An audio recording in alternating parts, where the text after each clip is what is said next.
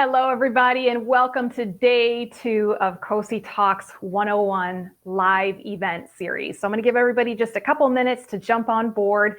Apparently, we've had some glitches with some of the previous software, so unfortunately, we're not going to be able to broadcast to YouTube today, but that's okay. You guys are used to seeing me on Facebook, so hopefully you'll be able to find me and be able to jump in and participate.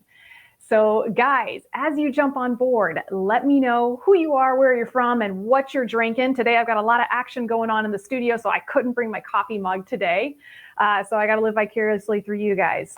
Okay, so if you guys can hear me, if you can kind of give me a thumbs up in the comment section, or if you can just kind of let me know, yes, we hear you, Cosi, or nope, can't hear a word you're saying. Hey, Mark. Oh, Mark, you made it today. I'm so glad that you made it. All right, guys. Give me a shout out.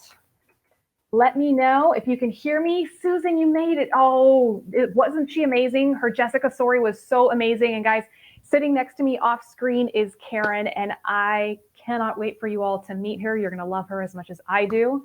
We got Timothy on board. Timmy, thank you so much for joining us, Timmy. Okay, we've got Kristen on board. Kristen can hear me good. We've got Pauline, hey, from Chattanooga, and Coffee in the Cup. And you can hear me just fine. Thank you, Mark. Guys, those of you who know me personally or have been with me for a while, you know technology is not my strong point. So it's always a little bit of an interesting adventure to see what's going to work when I go live. So unfortunately, we cannot broadcast to YouTube on this show today, but fortunately, we do have our good old reliable Facebook helping us out. Laura's on board. Thank you, Laura. We've got Dick Devers.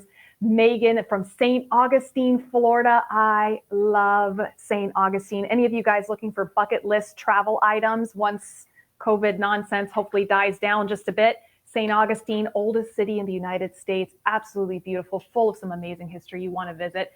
We've got Joe Green on board. Timmy can hear me fine. My liner buddy's on board. Hey, man, good to have you on board. We've got Michelle. Bonnie drinking her iced tea. I've got my iced tea waiting for me, guys. After all this is over, I am so treating myself to sweet iced tea after this is done. Keith, it's good to have you. Mariela, I am so glad you are with us again from Gainesville, Florida, drinking a cold glass of water, which you got to break into almost triple digits today.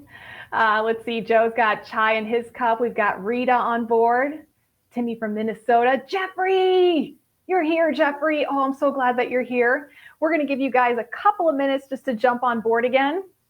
And guys, if you thought yesterday had a lot of information, today, I'm serious, you're going to want to pull out a pen and paper and take a few notes. There's a lot of information that I'm going to be giving you today. And guys, I'm looking off screen here, and I'm looking at all of my medical textbooks. That's where all this information comes from. And this is something that as a clinician for me, I feel very strongly when it comes to giving information out there. When you're looking for clinical information, you need to make sure you're getting it from credible sources, myself included. So whenever I'm giving one of these specialized talks that I give on this show, I go straight to the source. Unfortunately, human anatomy has not changed in a few millennium. So I was able to use a lot of my medical textbooks from my husband's medical school, from my own physical therapy school, a lot of great resource, a lot of good information we're going to be giving you guys today. So much like yesterday and how tomorrow's going to work, I'm going to give you the educational lecture segment, okay? And it's going to be all about muscle anatomy and strengthening, kind of debunking the myths that you've been hearing out in pop culture or on Dr. Google. And then after that, Karen, my very special guest, is going to help us demonstrate some exercises that will help you with strengthening. And again, much like yesterday's exercises, these exercises today are part of my foundational exercise program that I give everybody who comes through my clinic. And these are exercises that can be done as a below the knee, as an above the knee, unilateral, bilateral amputees, all levels. And it can be done from the safety of your own home. And much like yesterday's exercises, the exercises today are great for beginners, intermediate, and some of my higher athlete amputee prosthetic users, okay? So we've got some new comments coming in today, and I'm gonna try to see if I can keep up with them today. Oh, thank you, Cindy. Thank you, Mark. Trying something a little different here today. All right, hang on. Switching gears with the comments. All right, guys. So for those of you joining me for the first time, let me introduce myself. My name is Cosi. I'm a physical therapist, amputee specialist here in Tampa, Florida. I've been a PT now for a little over 17 years, and working with the limb loss community is a passion of mine. I have a private practice here in Tampa, and all I work with now with my career is with amputees, teaching them how to get ready for their prosthesis, how to walk, and how to run and get back to their mobility with prosthesis. So one of the big reasons, guys, that I spent the last 4 or 5 months, or it seems like 4 or 5 months, creating this event is because due to COVID, so many things were canceled on us. So many things were taken away for the safety of our nation. But our lives need to continue moving forward.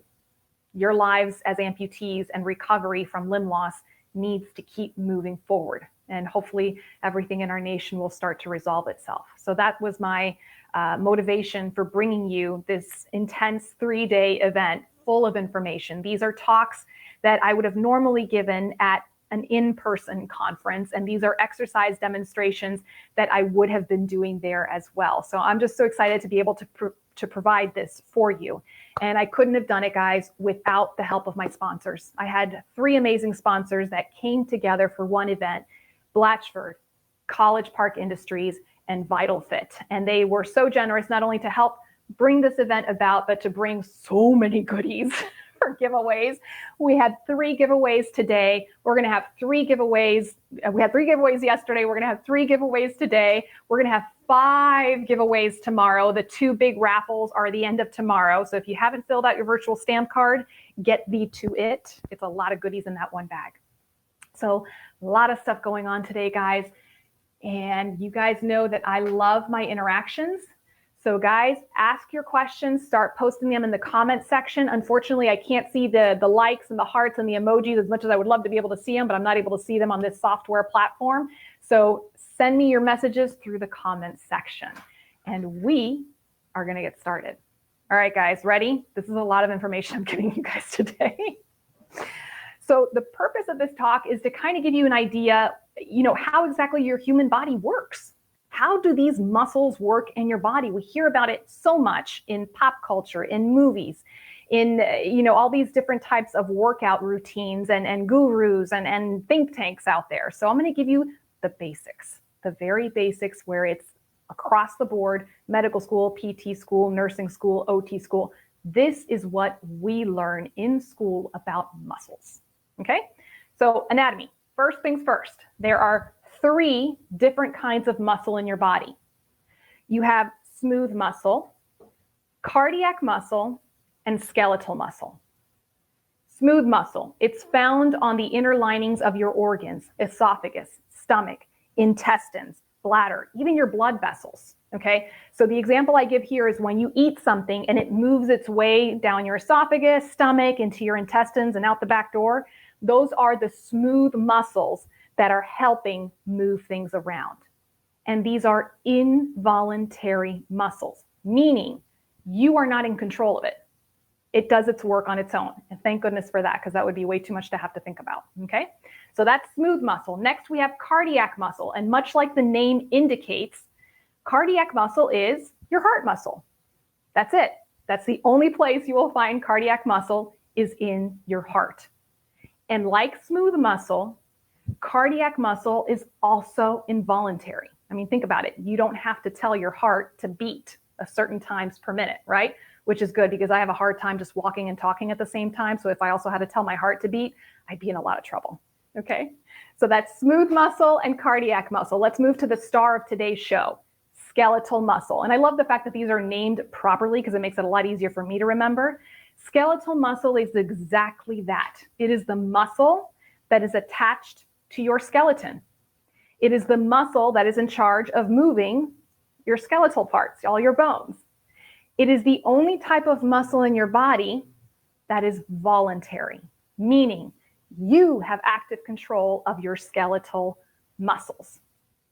Capiche? So I like to repeat things a lot, guys. To me, repetition is the mother of memory, and that's just how I learn things. So I'm going to recap a lot of things during this talk, because there's a lot of information I'm giving you. So the quick recap: 3 kinds of muscle in our body. Anybody who wants to name it, who are my smart pants out there?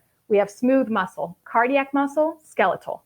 Smooth and cardiac involuntary muscle, skeletal muscle is voluntary. Let's see what some of these comments that have been rolling in. Let me make sure I'm not missing any new people coming in. Let's see, we've got Joe Green in the house. Where's Bob Mark? Bob is in pieces. Bob he was being a diva. So he's off in timeout right now. Hey, Linda, glad you could join us today. All right, so moving on, let's talk a little bit more about the skeletal muscle. Now, unfortunately, I was gonna have a picture here, but it's not available right now, so we're gonna have to use our imaginations a little bit. Thank you, Mariella. Mariella's on the ball. She's got smooth, cardiac, and skeletal muscle. So your skeletal muscle, when you look at it under dissected diagrams, it's a beautiful design. It's a really beautiful design. Do you guys know those babushka dolls, those little Russian dolls, where it's the super tiny one and it fits into a larger one and then a larger one and then a larger one? That's what your muscle, your skeletal muscle is like. It starts off with a tiny, tiny, tiny little muscle, strip of muscle, and it's called the myofibril. And then you put a bunch of those myofibrils together, and then that's what's called your muscle fiber.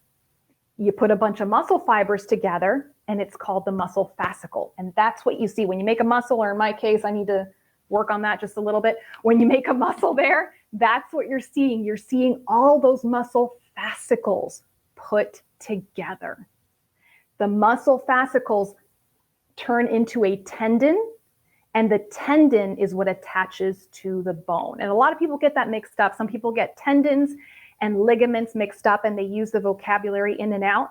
So the tendon is what connects your muscle to your bone. Ligaments, just so you're aware, connect bone to bone. Capiche? Okay. Hey, we got Jody on board. Jody, I am so glad that you joined us again. Mike Prokop was our big winner yesterday. He was one of our winners, and I am so glad that he's here again. And I saw you yesterday, so I'm so glad that you're here with us today, Barbara. All right, guys.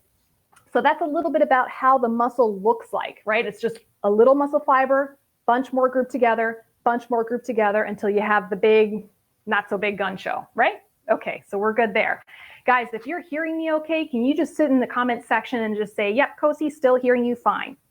Thanks, guys. All right, so let's talk about the different types of skeletal muscle. There's two main types, type 1 and type 2, okay? So with your type 1 muscle fibers, they're also called the slow twitch fibers, okay? Type 1 slow twitch fibers. These are the fibers that can contract for a really long time. Slow twitch, long time contraction, endurance, not very strong contraction. And that's compared to your type 2, your fast twitch muscle fibers. These fibers contract for a short amount of time, but with a lot of power behind them. And this is how I kind of see it in my head. I think about marathoners and sprinters. If you visualize in your head a marathon runner, what's the image that comes to mind? A tall, lanky person who's able to run for a really long period of time, but not necessarily running super duper fast compared to the sprinter. When you think about your Olympic sprinters, they're these big, beefy men and women with these beautiful, big muscles, and they can just power, but they don't go very long distances. And that's how these muscle fibers work. And I want you to kind of keep that in the back of your mind, because when it comes time to start picking out a routine for strengthening for you, you need to have a general understanding of the type 1 slow twitch endurance fibers and the type 2 fast twitch power fibers. Y'all with me so far? We're good? Thank you, Jim. And honestly, Jim, unfortunately, I was not able to broadcast to YouTube today. So something with the software with the company that I hired was not working very properly. So we're just broadcasting to Facebook today. So I do apologize for that, guys.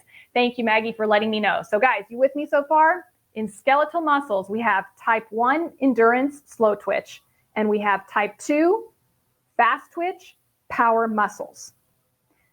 So how exactly does the muscle work? Pretty simple. Brain sends down a signal, right? Down the front part of your spinal cord, sends it out to the nerve, and that nerve can be attached to 2 muscle fibers or as many as 2,000 muscle fibers. And it will tell the muscle to start contracting. Now, when your muscle starts contracting, it's going to want the easy way out. It's going to start contracting using the type 1 slow twitch fibers. So let me kind of repeat that again. Brain sends down the signal to tell the muscle to start contracting. The muscle starts recruiting the slow twitch, the type 1 fibers. And as the contraction gets stronger, meaning as your muscle has to do more work, then it starts holding on to those type 2, those power muscle fibers. And this is a part that a lot of my patients, I have to explain this concept to them. And here's why. When we're injured, when we've been not working out, when we are not using our muscles to their full capacity, our muscles get lazy. They only recruit a certain number of muscle fibers. Okay, so you might have some strength left in your muscle, but the reason why you're not able to maybe get through your entire day, the reason why you're not able to lift things, to do squatting, to do all these movements you used to do, is because your muscle is not recruiting all of the fibers that it has available. Okay, so a lot of times when we do these very specific strengthening exercises, it's not just to make those little muscle fibers stronger, it's also to teach your body to recruit a lot more of those muscle fibers during the contraction. So guys, if this makes sense, type that in there for me. Say, makes sense. If I'm making sense to you. Okay, sorry, reading through these comments. Okay, so guys, if that makes sense to you, and I'm going to recap this, say makes sense, please, for me in the comments section. So how does a muscle get stronger? Hang on, guys. Sorry, I'm trying to keep up with these comments. Lots of great comments here today. So how exactly does a muscle get stronger? Okay, you're going to hear about all these different thoughts and ways of saying how much. Okay, it boils down to the overload principle. When you are trying to strengthen a muscle, you have to make it work harder than what it's used to working. You have to overload the muscle a little bit in order to get it to start getting stronger. If you're just making that muscle work the way it works every single day, doesn't matter how many repetitions you do, guys, it's not going to get stronger. Not going to get stronger. Our bodies are kind of lazy that way, so they don't want to have to do more work than they have to. In order to get that muscle stronger, you have to overload it. When you overload a muscle, you actually cause little tiny micro tears in the muscle fibers. And when you're resting, those muscle fibers heal back stronger. Make sense, guys? All right, and all these comments just suddenly flew in. Okay, Megan says it makes sense. Sean is here today. Mariella says it makes sense. Let's see. Timmy says it makes sense. Mark says anatomy wasn't my best subject. That's okay, Mark. It was one of my favorite subjects. I was a total nerd in school. So that's why I'm bringing this to you right now. Jeffrey says it makes sense. Mike says, yep. Rhonda says, yep. Thank you, guys. Okay. So that's what happens when you strengthen a muscle, guys. When you overload the muscle, you have little micro tears. And when they heal back together, they heal back stronger. So there's two things that are happening when a muscle strengthens. It's healing back stronger. So the fiber itself becomes a little bit bigger and beefier, right? And your brain learns how to recruit more muscle fibers at the same time. So you guys see how it's all kind of interconnected there? And I like to give the example of the power lifters. Those power lifters that you see, they just like pull up like, I don't know, 4 times their body weight when they're doing these competitions. The reason they're able to do this, it's not just because they have big muscle fibers, it's also because they've trained their muscles to activate all at the same time, to get all those muscle fibers recruited and activate all at the same time. We're good? Good so far? I'm throwing a lot of stuff at you guys right now. Everything in the kitchen sink. Guys, when I first heard these lectures back in PT school, I know I was just like, oh my word, we're going to be studying a lot tonight. So this is just a nice little snippet of it, okay? The key to remember, guys, here is the healing process. And this is something I also kind of want you to put in the back of your minds. In order for those little micro tears to heal, your muscle has to be resting. Okay? And this is a question I get a lot from my patients. They ask me, okay, so am I doing strengthening at home? What strengthening exercises do you want me doing at home? Guys, my patients come to see me 2 to 3 times a week, and I do a lot of strengthening in the clinic with them. So when I send them home, I don't always send them home with strengthening exercises. Why? Because I've caused those little micro tears when they're working with me in the clinic, and I want their muscles to heal so that they can heal stronger. If my patients keep working out and doing these muscle strengthening exercises every single day, those muscles don't get a chance to heal. And that's where you run into problems with chronic injury, muscle fatigue, and not plateauing. A lot of people end up plateauing. Usually it leads to injury. It usually leads to injury. So this is why, for me, it's so important that when you are recovering from any injury, amputation or otherwise, that you're working with a physical therapist, because we are constantly monitoring the clinical side of it and making sure that you're not injuring something while you're in the recovery process. Okay? I do send my patients home with a lot of balance and coordination, because that's a whole nother ball of wax. That one you do till the cows come home. Okay. All right, let's see what some of these comments are. John says, makes sense, muscle failure, military doctrine. And guys, I'm an Army brat, so yeah, I remember seeing my dad doing the same strengthening exercises day in and day out in the military.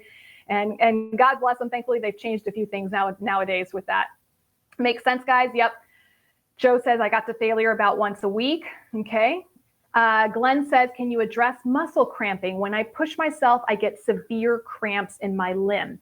Glenn, that could be due to a couple of different things. And this is something that I see a lot with amputees, especially in the part where the muscle was transected. A lot of times, I'm not saying all the time. So for example, my below the knees, whenever they have a cramp in the back, the calf muscle, or what's left of their calf muscle, it's because that muscle is trying to work and do the same amount of work that it used to do when it was a full length muscle. And it's just basic logistics. There's just not enough muscle left to be able to do the same amount of workload. So when I see a patient, or in my above the knee amputees, where they have their quads in the front part of their thigh, the hamstrings in the back part of the thigh, and they get that cramp in the back of their thigh because their hamstrings are trying to work so hard and it's not the same length it used to be. So usually we have to modify the exercises, either take off, maybe we're doing too much loading on that muscle, and we need to back off just a little bit and just get the endurance of that muscle up first. Or we need to look at the positioning. How we position the muscle to exercise it can also affect whether or not it will cramp. Now, keeping in mind, guys, there are several reasons why a muscle could potentially be cramping, especially for those of you who are diabetics, those of you who might have problems with your electrolytes. If this is something that is occurring with you, then it could be related more to that. And that's something you want to talk to with your doctor. All right, good question, though. Very good question. Yep, Joe says, stay well hydrated and get electrolytes, definitely. But there is a mechanical side to the cramping, and especially more so with amputees, for sure. Hey, Gwen, I'm so glad you could make it. We've got Carol on board too. Linda says, I get sore and I want to stop. Okay, so guys, let's address that a little bit, because this is something else when it comes to strengthening. How many of you, after you've had a good session with the physical therapist and they've kind of beat you to a pulp there, you've had a good session working out and you're sore the next day? How many of you had that experience? Go ahead and type that in the comments section. Say me, sore, sore, sore. Right. So a big misconception that people have is they think it's lactic acid buildup. And the studies have actually shown that the lactic acid that's released only lasts maybe 30 minutes to maybe a couple of hours after your workout.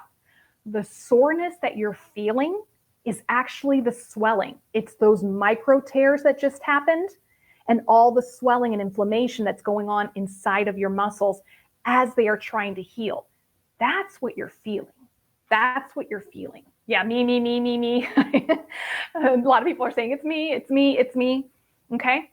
So when you're feeling that soreness for a couple of days afterwards, you're feeling the swelling in the muscle, not the lactic acid. And for me as a physical therapist, it does help me gauge how much I'm working with my patients and if I need to back off just a little bit or if I need to push just a little bit harder. If I have a patient who's consistently telling me that the strengthening exercises were not challenging for them, they're not sore, they're nothing, then I know I need to increase the intensity of it.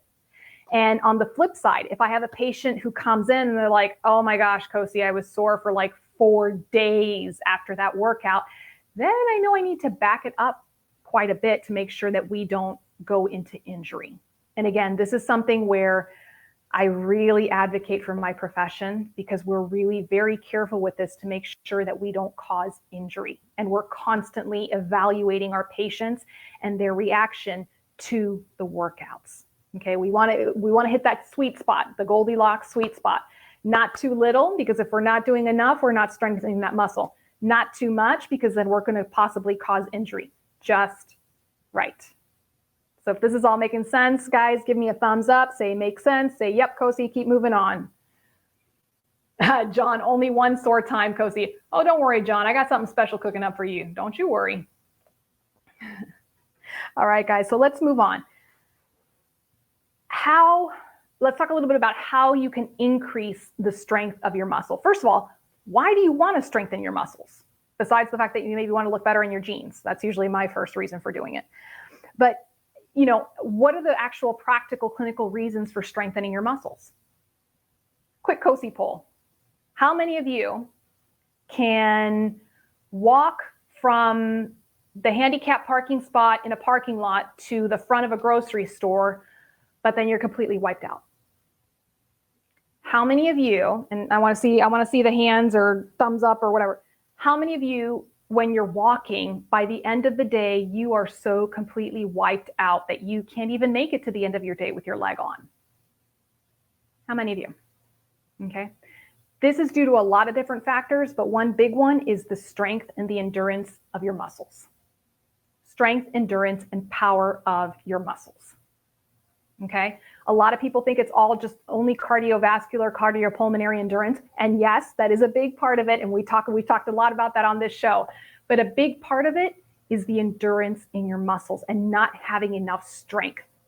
So remember what I said, when your muscles are contracting, if they are not well trained, if they are not strong enough, they're only going to recruit the bare minimum of fibers, right?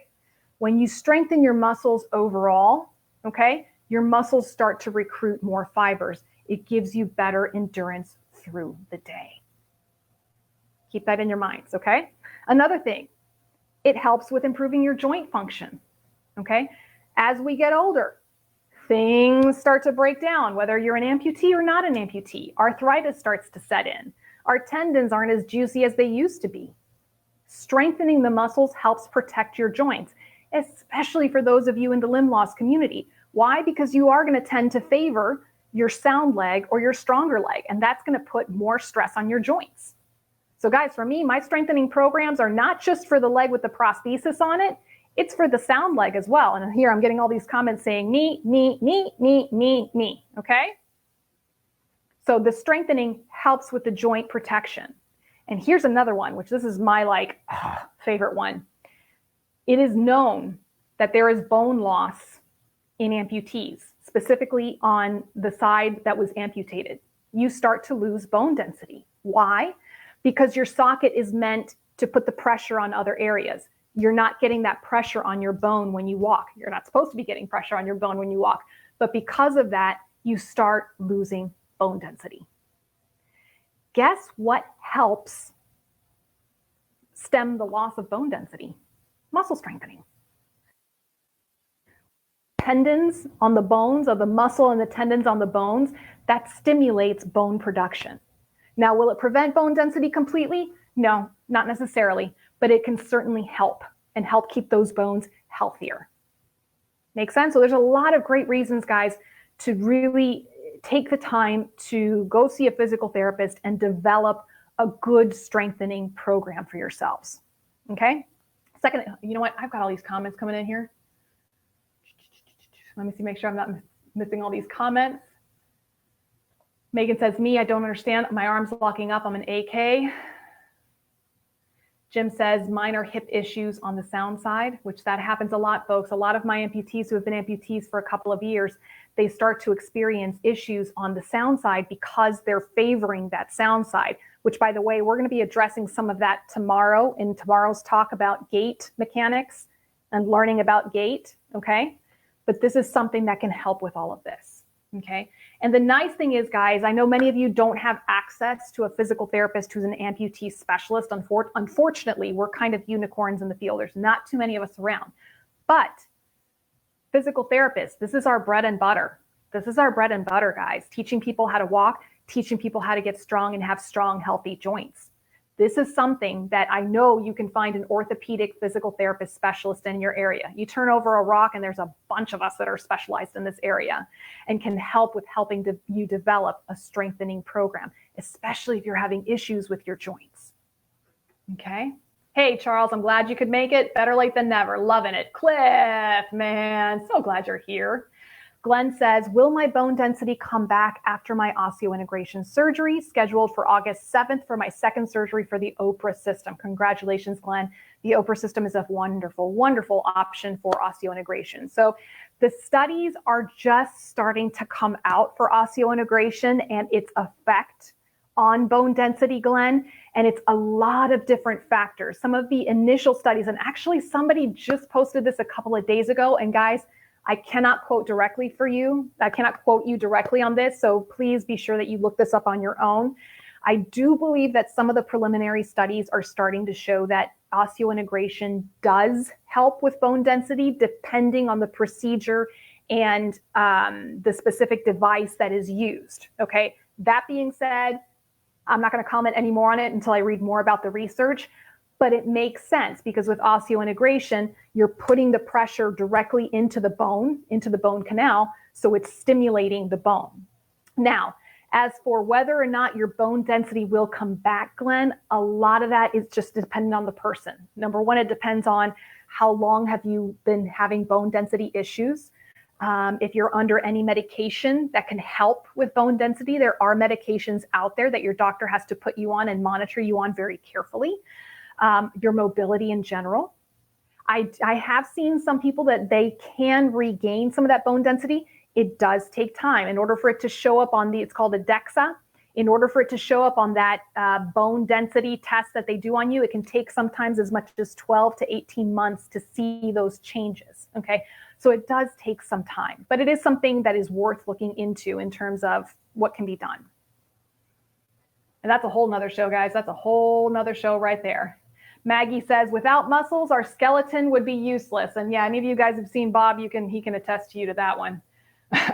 Linda's like, you're an awesome unicorn. Well, thank you, Linda. We got that. All right, guys, so let's go back. What are the benefits of strengthening a muscle and what are things you need to consider, okay? What are your goals, okay? Are you someone, especially now in our current COVID environment, are you someone who is sitting at home on a computer all day long?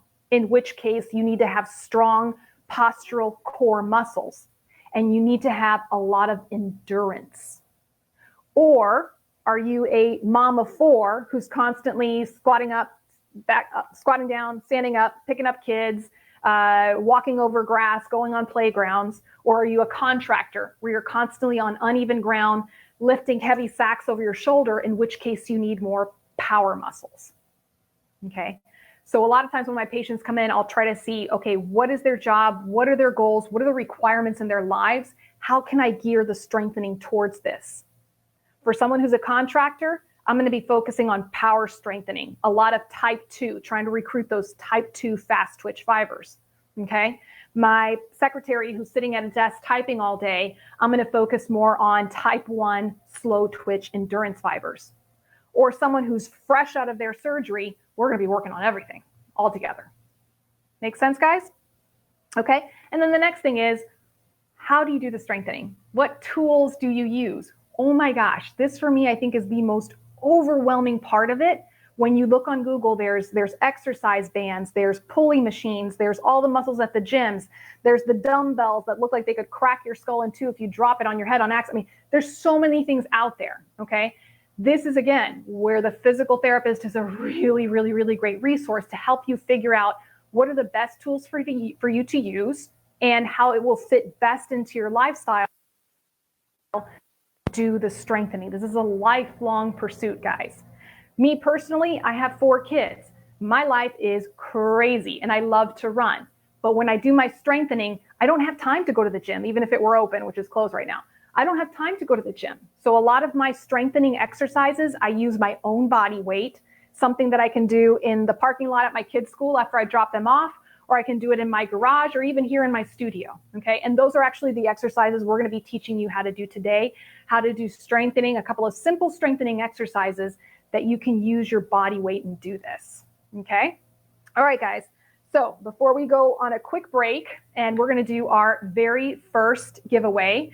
So our very first giveaway today is sponsored by VitalFit. So guys, VitalFit is a skincare line that was created specifically for amputees.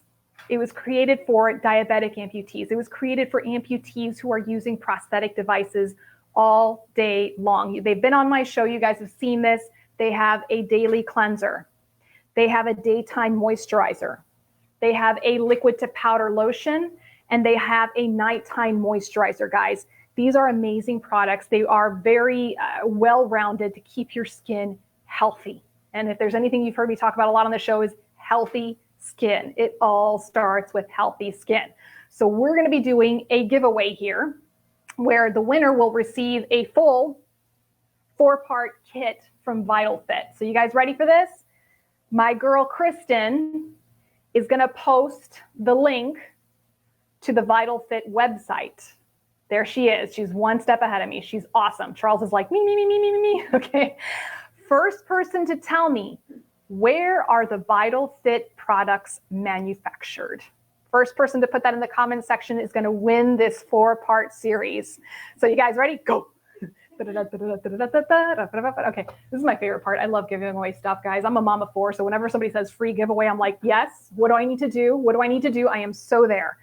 So while we're waiting for this winner to come in, guys, the exercises that I'm going to do is 2 very simple exercises. Again, I give this to all of my amputees. Oh, wonderful. Okay. Justine just says, hey, Cosi, I listened to your Cosi Talk session. I'm a physical therapist assistant. Recently recommended the VitalFit product line to one of my bilateral BK patients. Hopefully it works for him.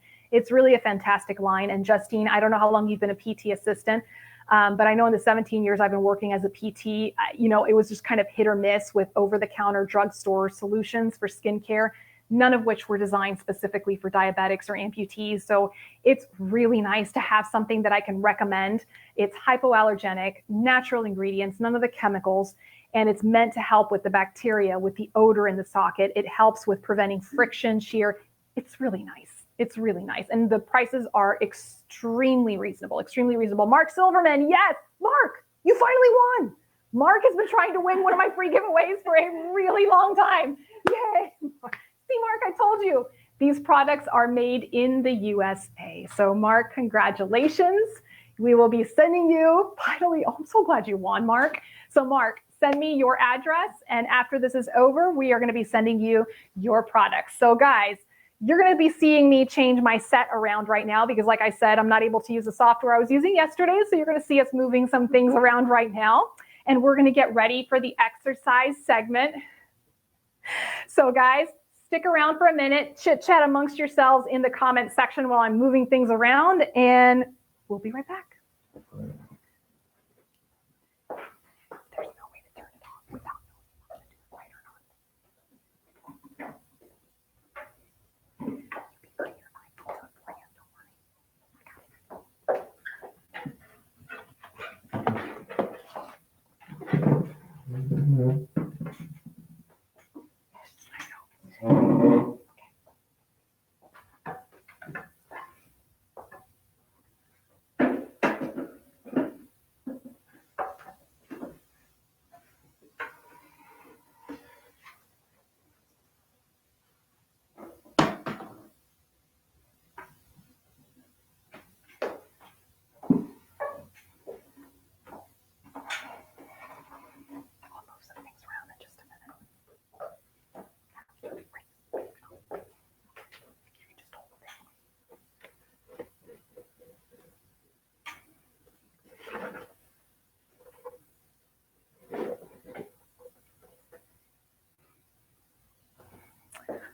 Okay, guys, thank you for your patience. We're just going to be adjusting some things here with the camera to make sure, and my lovely special guest, Karen, is going to come on board.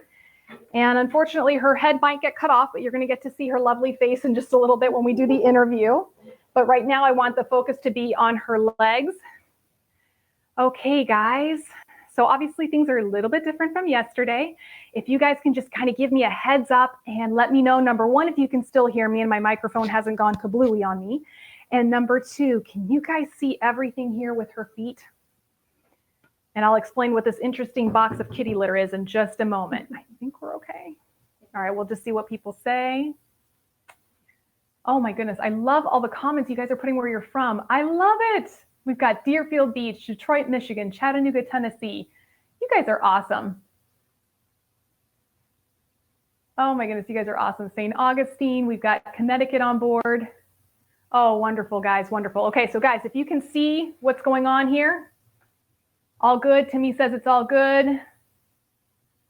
Okay, and I'm trying to read the comments from over here, guys. Thank you so much. Okay, view is fine. Okay, guys, so we're gonna go ahead and get started. So this is an exercise much like yesterday's exercises that I did to help with proprioception. These are exercises that can be done in the home for a beginner amputee, for an intermediate, and for an advanced amputee. There's different ways of doing this. And as you can see, it really doesn't require any kind of equipment. Karen right now is using a sturdy back chair. It's a nice sturdy chair, and I have it up against the wall because she just needs a little support. I'll tell my patients, and obviously in my clinic, we use the parallel bars, but at home, you can use 2 sturdy back chairs. And I don't know if you guys can see it, but she's got a chair behind her as well for safety purposes. And as you can see, my super duper fancy equipment here, it's a litter box. Well, it's not a litter box, guys. Let me clarify that. It's clean litter, but it's the box that the kitty litter comes in. Okay, that's all you need. You need something that you can step up. It can be a shoebox. It can be, I've even used a garbage can turned on its side at times. Or you can go to Walmart or Kmart and get one of those. Well, Kmart's not around anymore. Walmart, those little step stools that are just nice right off the ground. Okay. And then for our second fancy tool that we're going to use, wait for it, a tennis ball. Yep, that's it. I am so high tech and fancy. It's kind of ridiculous. All right. So this first step, when I'm working with my patients, the muscle groups that I tend to focus on, but not limited to, the glute muscles. A lot of you guys hear me say it's all about the butt, okay? All the muscles that are located in the back of our butt, to the side, right here in our pelvis. These are muscles that help stabilize and power our gait pattern. So I do a lot of work with my amputees there. I also do a lot of work with the core muscles, okay? I work with head to toe with my patients, but these are the 2 bigger muscle groups that I focus on a lot. And when people ask me, what are the things I should focus on? If I had to give you 2 muscle groups, it would be the glute muscles and the core muscles, okay? And the exercises from yesterday, not only were working proprioception, they are also working these muscle groups. And today's exercise is really gonna be working gluteal muscles, okay? So what Karen's gonna do, she's going to shift her weight to her right side, her prosthetic side. And for those of you, she is an above the knee amputee. Okay. So she has a gorgeous socket, by the way. John Hadding in Virginia made her a gorgeous subischal socket. So anyways, we're going to keep working, keep moving. Okay. So she's shifting her weight over to her right side and she's squeezing the back, the bum muscles. And then she's going to lift her left leg up and then back down. Pretty easy, right? Here's the catch, guys. When you're doing this exercise, your hips have to stay level.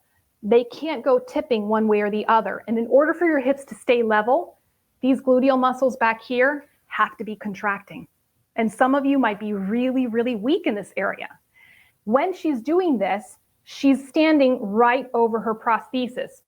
Her hip is not cocked out to the side, in which case she would be using her ligaments and not her muscles. So I'm a stickler for form, and you guys know that already.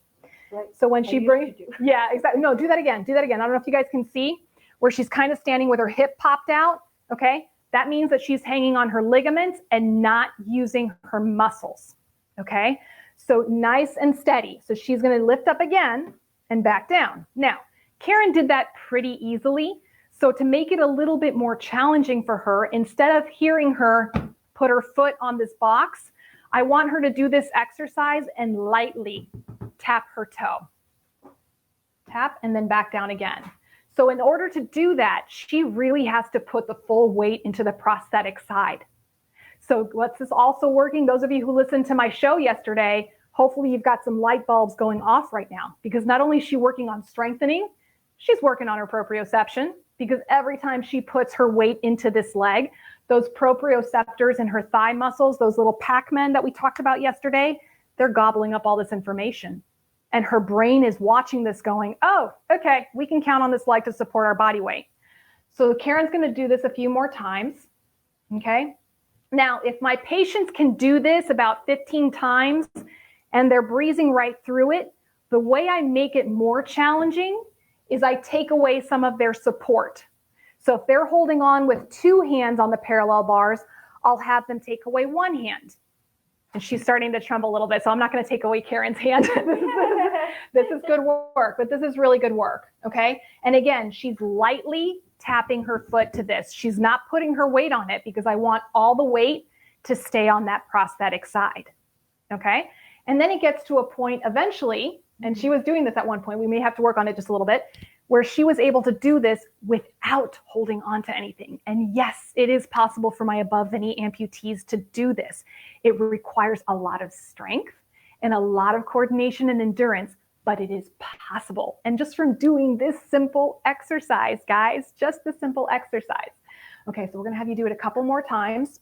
So when you're first starting out, a lot of people ask me, how many times should I do an exercise? How many repetitions? How much weight? Do I do this percentage of weight? Here's a simple rule, guys. We want to work the muscle until it is fatigued. Remember that overload principle that I talked about? We need to fatigue the muscle without damaging it. So for this particular exercise, I'll have my patients do it until they start to feel fatigue right here. It's usually in the side to the back of their bum. They'll feel that little bit of a burning sensation, or they'll feel like that muscle is tired. So for some people within, and I think she's already, you feeling it yet? Oh yeah. Oh yeah, she's feeling it right here. And she's feeling it probably around here, I would imagine, okay? So once they start feeling that, I have them do a couple of more repetitions. So let's say that Karen at repetition number 10, she started to say, yep, I'm starting to feel the burn. I might have her take it to 11 and 12. And then I have her rest for a minute, and I'll have her do another set again and do 3 sets of those. Now, guys, once again, this is why it's so important to have a physical therapist guiding you through the setup of your program. When my patients come back in to see me, they're not necessarily going to be doing the same amount of exercises that they did the previous time. It could be that Karen comes to see me, and by repetition 12, she's still not feeling that little burn. It doesn't fatigue her anymore. So I know I have to kick it up a notch and challenge it. Or that maybe it was just a little too much for her and I have to back it up just a little bit. So it's a constant adjustment that we're doing as physical therapists when we are working with our patients. It's not just a cookie cutter 10 repetitions times 3. Okay, so we're gonna, you ready? You ready for this? Okay, we're gonna do this next one, guys. I'm gonna move my extremely expensive handy dandy kitty litter box out of the way. Here's my other one. And when my patients see this right now, and any of my patients listening right now, they're probably groaning. I am. She's gonna you are such a good sport. So the tennis ball, guys. And this is another one. It's a very similar exercise, very easy to do. For my beginners, I use a tennis ball. For my stronger athletes, I'll use a bigger size ball. And some of you who have been on my YouTube channel, you may have seen Jessica, my guest who was on yesterday. She's also demonstrating this tennis ball exercise, but she's doing it with a really, really big ball because she's a little bit stronger and more athletic. So that's how you can progress this particular exercise that we're gonna do. Same setup, okay? Karen's gonna put the ball underneath her sound limb. And again, her weight is beautifully on her prosthetic side. I know she's engaging her glute muscles because her hip's not popping out. So I know she's working those glute muscles. And now she's gonna move the tennis ball back and forth, back and forth, back and forth. Okay, can you guys see that movement that she's doing? It's like you're taking gum off the floor. That's kind of the movement that she's doing right now. So she's gonna do that, and only because I know she's getting tired, I'll have her finish the demonstration. And now she's gonna go side to side, side to side, side to side, side to side, okay? And usually about 30 seconds into it is when my patients start saying, okay, it's hurting. And now we're gonna do clockwise. So she's gonna do a little circle, and guys, as you can see, These are really small movements. It's not these big giant movements. It's really small because we want to make sure that we're still engaging these glute muscles and that we're not cheating. We're not using our ligaments, okay? And then she's going to go counterclockwise. Or now you're going clockwise. Sorry, I'm looking at this upside down. So, all right. On my side, it's right. That's right. That's right. Okay, great. So that's where we go. Have a seat, Karen. That was wonderful. Great. Thank you. You're going to be sore tomorrow, I think. She's going to have a little micro tears there for tomorrow. How often do you have people do this? So that's a great question. And we're 6 feet apart, guys. So I'm going to have Karen go ahead and take off her mask. We're officially 6 feet apart, so she can take off her mask. Karen asked the best question. How often do I have my patients do this? So once again, usually it's about 2 to 3 times a week per muscle group. Okay. So it could be that 2 to 3 times a week, I'll be working these muscle groups on my patients in the clinic. So when they go home, I might have them focus on balance exercise, proprioceptive exercises, coordination exercises, maybe even a walking endurance program. There's so much that you have to work on when you're an amputee and you're recovering. So, I try to be as efficient as possible when I'm in the clinic with my patients and what I send them home with. Now, that being said, when I discharge my patient, number one, my patients are never discharged. Karen's been trying to get rid of me now for 2 years and I'm still bugging her. I always like checking up on my patients. But when I send my patients and they're independent, we've met their goals, I do like them to have a maintenance strengthening program. And then I have my patients check back in with me. Some are better than others, but check back in with me so that we can revise that program. Because remember, if you plateau with your program and you're not challenging your muscle, you're not going to get stronger, right? Make sense, guys? All right, guys, we are ready for the next giveaway. This is for all my Instagrammers. And yes, we have a little bit of Instagram, a little bit of Facebook going on today. So this one is with Blatchford. Now, guys, you guys have heard me talk about Blatchford a lot. This is such a wonderful company, and I am so grateful for working with them. They have amazing products. They have, and you guys have heard me talk about these products on the show. The Elan with the microprocessor hydraulic ankle system, their hydraulic system, the Echelon, the whole Echelon series. We'll be talking about the Lynx, which I'm so excited about that because this is something I really get to learn more about as a clinician. Their Silcare Breathe Liner, which I've been talking about that a lot, especially with all the humidity and heat that we have going on. So guys, one of the things I love working about with not only Blatchford, but my other companies is as a clinician, I get to keep up with the technology and I get my information directly from the source. And Blatchford's commitment to providing that education and providing me as a clinician with that information so that I can provide it to you all is absolutely wonderful. So we've got an amazing swag bag. And again, I've been having a hard time keeping my hands off the swag bag because there's a lot of great goodies in here. We already had one winner yesterday. So today's winner, guys, I'm making it easy for you, Go to Blatchford's Instagram account. And I know my girl, Kristen, is ahead of me and she's posting that up for you guys. Go to their account and they have a nice little post up there. I need you to post #mobility made possible because that's what Blatchford's all about. All right, guys, so first person to do that is going to win the swag bag. And we had a winner yesterday, and I can't wait for them to receive their goodies. I believe it was Maggie who won the Blatchford bag yesterday. So, guys, go to your Instagram, go to the Blatchford Instagram account, show them some love, type in there, #mobility made possible. Because, guys, they're making this event possible. Without their support, I would not have been able to do this event. So I am very grateful to these companies. All right, guys, while we're waiting for that winner to come through, and I just realized I need my cell phone, which is right there. Thank you very much. So we can find out who our winner is. We're going to go ahead and set this up, change it up just a little bit for our interview segment, and we're going to get to hear, finally, Karen's story. You're going to get to hear somebody besides me talking. All right, guys. Hang tight. Keep chatting amongst yourselves.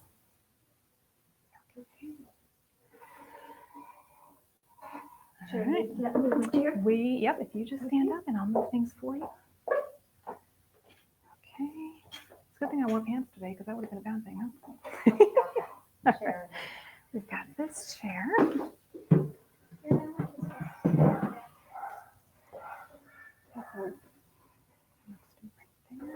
Are you good there? And actually, I might scooch in just a bit. There we go. Just a little bit. Okay. You want my mask, Cosi?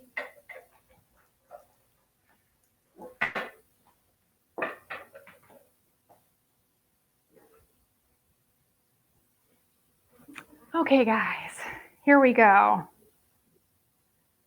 Okay, and we have our winner for the Blatchford goodie bag, and please forgive me if I mispronounce your name. Harivamsh Achaira, and I apologize if I've mispronounced your name. We will be contacting you, and please send me your address through the Facebook Messenger account. And hang on, okay. There we go. Guys, we're still, I know it looks like we're close together. We're actually pretty decently far apart. And I'm actually going to give Karen my microphone so that we can hear everything she has to say, because I have a big mouth, so it's easy to hear me. Okay, guys, can you give us a thumbs up if you can hear Karen? Hello. Say hello. Guys, give Karen a warm welcome. As all my special guests for this week, they have taken time out of their personal schedules, driving quite a distance to get over to my house because unfortunately we do not live close by to each other. So I am so grateful that you came, and her husband's in the other room waiting patiently and drove her here today. And I'm so happy to have you here. So thank you so much for being here. Happy to do this. Good. Guys, can you hear her? Can you guys show us some love and give us a thumbs up? Let us know if you can hear. Okay, and I'm actually going to move this just a little bit closer so I can read the comments, guys. Thank you again for your patience, everyone.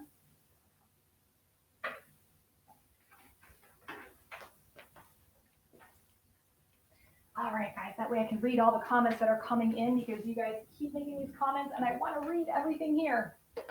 Let's see.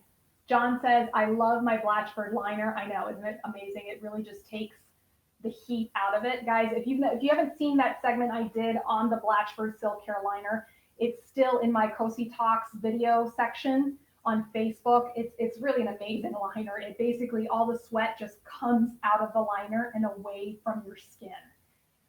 Huge, huge, huge, huge. I know I've been recommending it to several of my patients who are fantastic candidates for it. It's a little low. Okay, other people can say you can hear us. You can hear us. Fantastic. Hard to hear me? Boy, Mark, that's a first. How many people tell me that they have a hard time hearing me? All right, we're going to lean a little bit closer. And anyways, we're going to be hearing her story. So Karen came into my life. Actually, you were one of my first patients when I opened up my private practice here in Tampa 2 years ago. Obviously, I've been practicing for much longer. And she was one of the first people to come to my clinic. Yes. And I'm going to stop there and I'm going to let her tell her story. Why don't you tell us a little bit about where you're from and your background? Okay, well, I grew up in Florida on the East Coast and a mother of three. I went back to school, became an RN. And then from there, I went to school and took more classes and became certified to work in the operating room.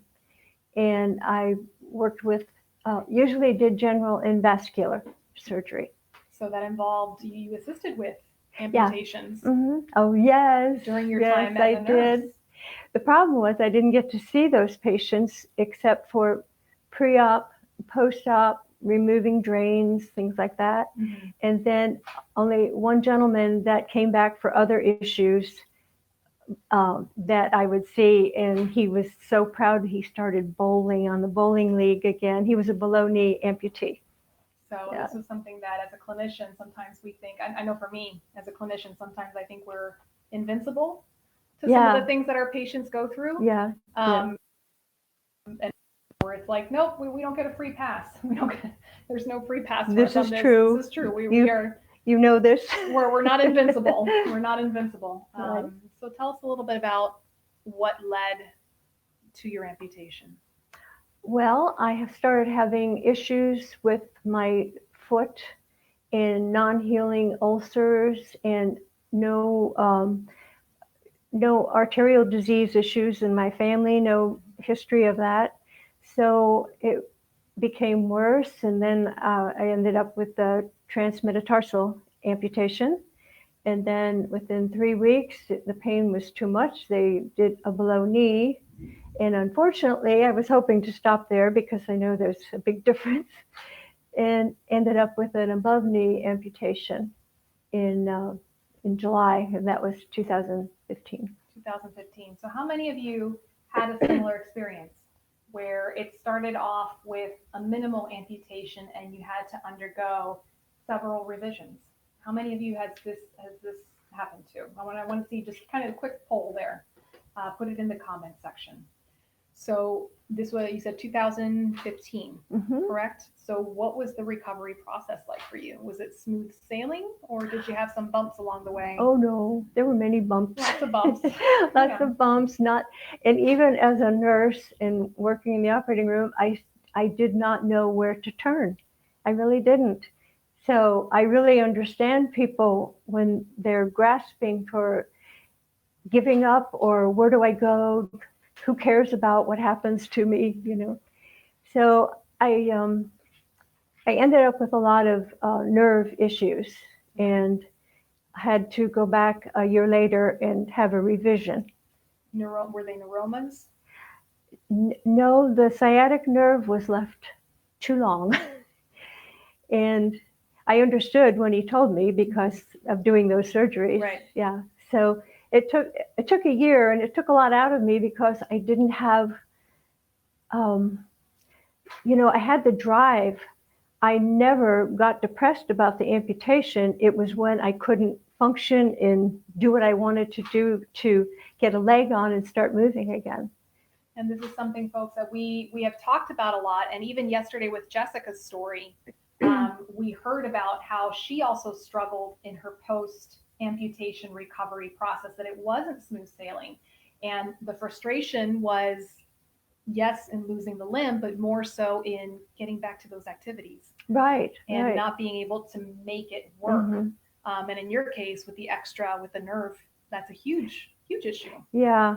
I just could never get comfortable no matter what. And then you start putting it on yourself that there's something wrong with me. Yeah. And then you just keep struggling. So I felt I'd really like to work with people going through this. And that's my goal. And she's an amazing human being, guys. And again, if there's one thing I want you all to take away from this is it's not rainbows and flowers. A lot of times we see on social media the incredible success stories, which are good. We need to see those success stories. I agree. But behind those success stories, there's a lot going on. There's a lot of bumps, a lot of obstacles, and many people don't see that. They feel they're alone. They feel, I don't know where to turn to get the help. Right. And this is coming from someone who was in this, is in the clinical world as a nurse. And that's why I feel really sad for people that aren't in the medical field and they don't know where to turn or what their problem is, because I was in that position and still am, but I'm getting back up and moving again with John's help. Yes. And then, so you came to see me beginning of 2018, I think around there. Was it? I think so. I have my cheat sheet, your cheat sheet right there. a long time ago. Yes. And here's what was interesting for me, guys. When I opened up my clinic, I already had a lot of experience, several years, decade and a half worth of experience working with amputees. And normally I would get my amputees fresh out of their amputation. So I was lucky to work in a hospital where we had a great system and they would come to us almost immediately. But since I opened up my clinic here in Tampa, many of my patients have very similar stories as Karen, where they didn't necessarily receive some of the specialized, you did receive some for your amputation, but the specialized physical therapy for gait training, because they weren't able to find someone. So I've been seeing patients a couple of years out. But one thing, and we talked about this yesterday, is that you can still have success, even if it's been a couple of years, even if you've developed some bad habits. And we've certainly been through the gauntlet. Yes, we have. In working in physical therapy. It's been another education for me. Yes. And it's, if you don't mind my telling them a little bit about what we've worked on. No. So, when she came in, she had a leg and she was walking with a walker. And like many people I hear, she just wasn't able to get off the walker. So we started working, and as we worked, things in her limbs started changing. And we started having some problems with the socket and trying to get things tightened up with the socket and doing everything there. And, it got to the point where she had to get a second opinion for a prosthetist. And fortunately, she was able to get in with John Hadding and Michelle Hadding in Virginia, phenomenal prosthetist. But this was a perfect example of the prosthetist that she had before was a very good prosthetist and wanting to work with her. It just wasn't the right fit. No pun intended. So it took some time, but now she's got a beautiful socket. I do. And a little more mobility. Yeah. And going to keep working on it. And that took 4 years. It took 4 years. And so, and I did reach a time where I thought, it wasn't that I wasn't interested. I was just so befuddled about what is going on. Yeah. And now I feel like, oh, this is a new life I'm starting. Of course, now I have to get my muscles built up again. But I'm interested. I want to do it. You guys heard her, right? She wants to get the muscle back.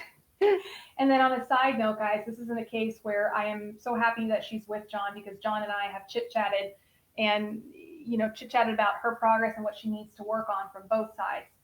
And again, team approach, guys, team approach. It takes a village. It really just takes a village to get everything going. And it takes time. It takes time. So I think you need to become an Amputee Coalition peer certified visitor. I would love to do that. I think that's but I think walking would be helpful. Yes. No, we're gonna keep when I working get there. on that. When I get there, I'm going to get there. I'm going to do that. So you talked before we went live. You were telling me about an experience during rehab. Yes. Why don't you tell us a little bit about that experience? Okay. I was in my second rehab. It was after my above knee amputation. I was packing up from the rehab to go home, and the PT tech came in to see me. I had a good rapport with her, and she said, a gentleman across the hall from you had an amputation on his left leg, below knee, and he's very depressed, and he's just not getting anywhere, and he doesn't want to do PT. Could you just go in before you leave and talk to him? So I said, sure, I'll do that. So I went in and talked to him, and he was a very quiet man, and I could tell he had been suffering. And I don't even remember what we talked about, but we talked for 15 minutes, and I told him that I really felt that he could do this if he just put his mind to it and wanted it bad enough. And then I had to say goodbye to him because I was going home, thank God. And my husband ran into the same PT tech about 2 years after that. And I told him to go say hi to her. And she said, please tell Karen, the gentleman that was so depressed, after she talked to him, he just changed, and now he's walking. He's walking before I did. And I love his story. But he made it, and he turned himself around. I was so happy to hear that. That just did everything for me. So if you, and you're definitely gonna have to become a peer certified visitor.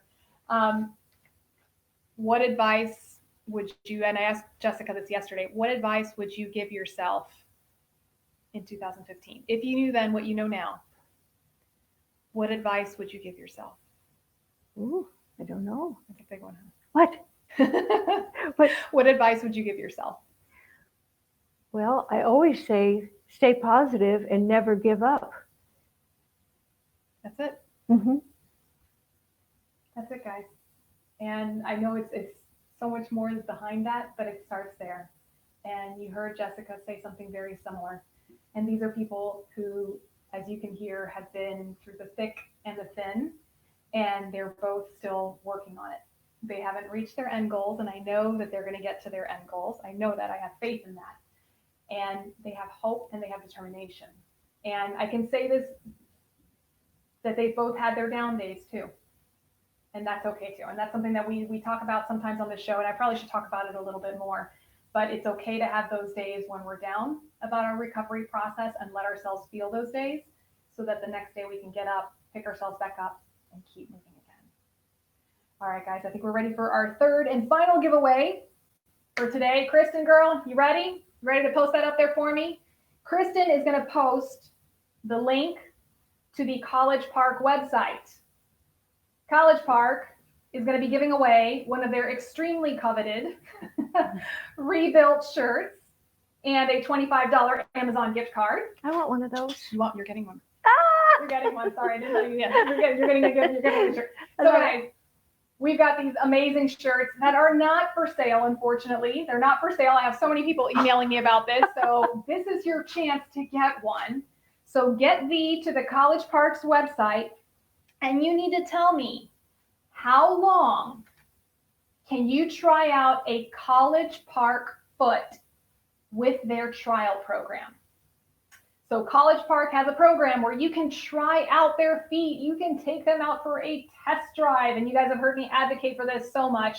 When you guys are shopping for a new foot, a new knee, I mean, for crying out loud, we test drive our cars. So why wouldn't you test drive the foot that you're going to have to wear every single day? College Park has that program.